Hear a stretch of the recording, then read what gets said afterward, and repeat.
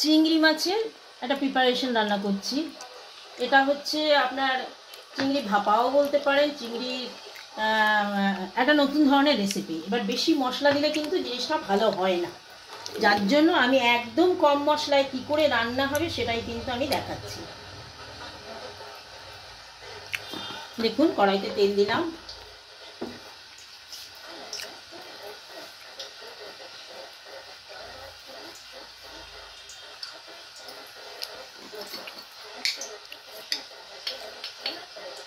একটু কালো জিরে দিয়ে দেবেন,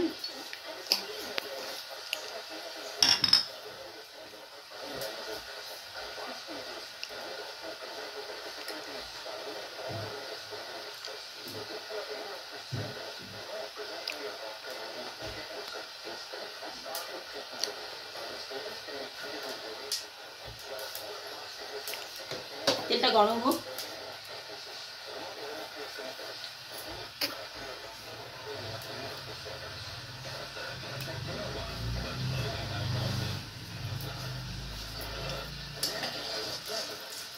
তেলটাকে বেশি জাল করে পুড়িয়ে দেবেন। এবার আগে যেমন সবাই চিংড়ি মাছ ভাজে পেঁয়াজ দেয়, আমি কিন্তু তা করছি না। পেঁয়াজ দিলে চিংড়ি মাছের স্বাদটা এমনিতেই নষ্ট হয়ে যাবে, যার জন্য আমি এখন আগে মশলাগুলো দেবো, তারপরে চিংড়ি মাছটা দেবো। আর চিংড়ি মাছ তো তাপ লাগলেই হয়ে যায়, আমরা সবাই জানি।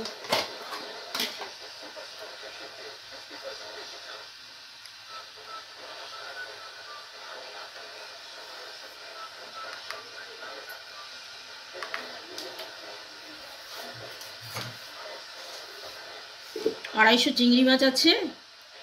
আমি জিরে বাটা 2 চামচ, একটু জল মিশিয়ে রাখবেন জিরে বাটায়, নাহলে এক গাদা পড়ে গেলে জিনিসটা খারাপ হয়ে যাবে। আমি জল মেশানো জিরে বাটায় 4 চামচ দিই। এবার তার সঙ্গে স্বাদ মতো আমি লঙ্কা দিয়ে দিলাম, 2 চামচ দিলাম। ওটাও আমি জল মিশিয়ে রেখেছি, কারণ কি নাহলে বেশি হয়ে যায়। একটু জল মিশিয়ে রাখলে বেশি হবার ভয় থাকে না।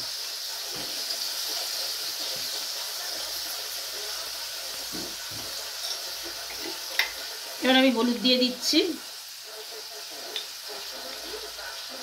খুব বেশি দেবেন না।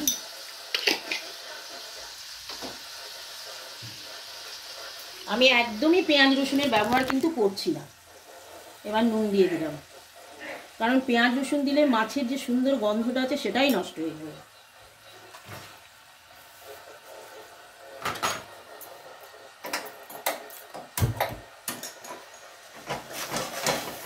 বেশি মশলা ব্যবহার করলে স্বাদটাই নষ্ট হয়ে যায়।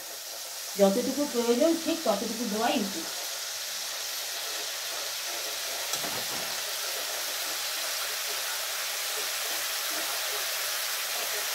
আমি খোল ব্যবহার করছি,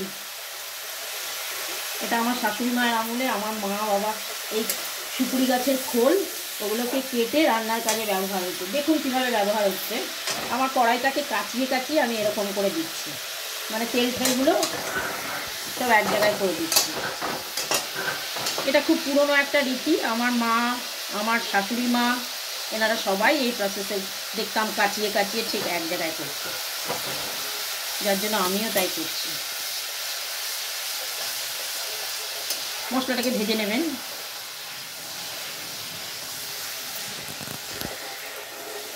মশলাটা প্রায় ভাজা হয়ে এলো।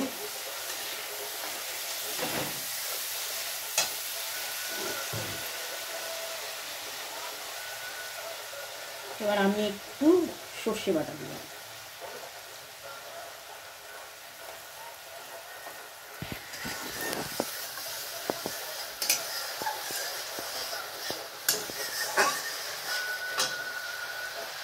আচ্ছা, এবার দেখুন মশলাটা কষা হয়ে যাচ্ছে।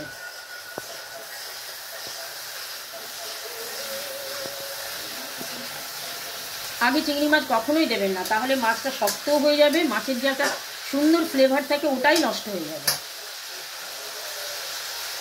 হয়ে গেছে, তেল ছেড়ে ছেড়ে ছেড়ে ছেড়ে আসছে। আমি এবার চিংড়ি মাছগুলো দিয়ে দেবো। দিয়ে দিয়ে বেশি আঁচ দেবেন না।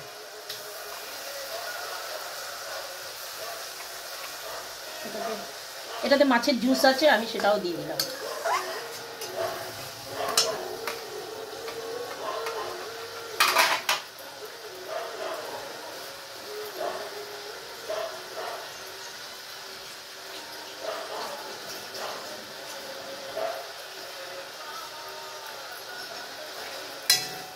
এখন মিষ্টি দেবো না, এখন মিষ্টি দিলে কিন্তু মাছগুলো সেদ্ধ হতে চাইবে না, কারণ আমি তো খুব একটা জোরে আঁচ দেবো না।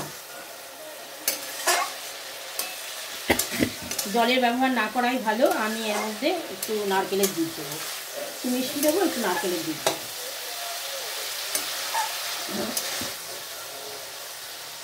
একটু ফুটুক।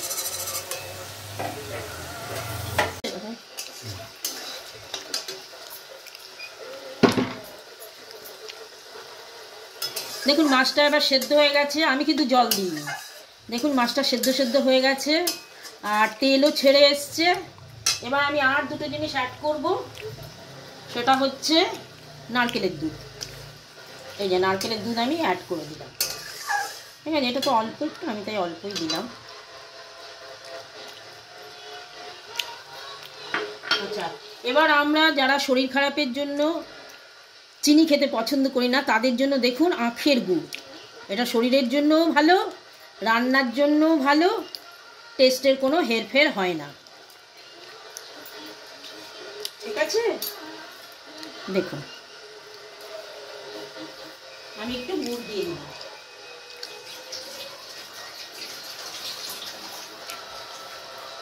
যদি একটু মিষ্টি মিষ্টি করে খেতে চান, কারণ এইটা তো একটু মিষ্টি মিষ্টি হয়, গরম মশলাও দেওয়া যায়। আপনার যদি ইচ্ছা হয় গরম মশলা দেবেন, বাট আমি দিচ্ছি না। কেন কি, গরম মশলা দিলে মাছের যে সুন্দর গন্ধটা আছে সেটা নষ্ট হয়ে যাবে, ওই জন্য আমি দিচ্ছি না।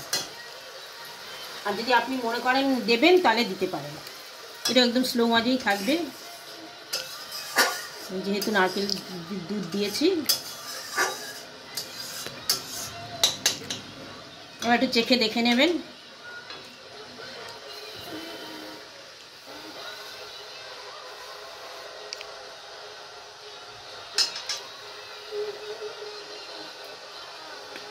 মানে একদম পারফেক্ট, কিচ্ছু লাগবে না।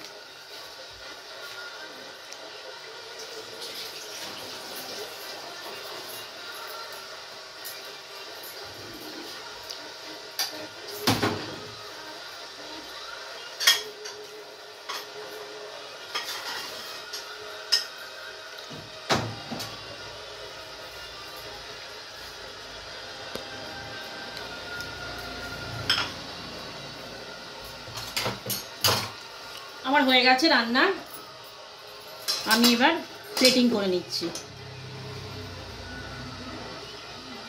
চাইলে ধনে পাতাও দিতে পারেন, কিন্তু আমি দিচ্ছি না মাছের গন্ধের জন্য। এই দেখুন প্লেটিং করছি।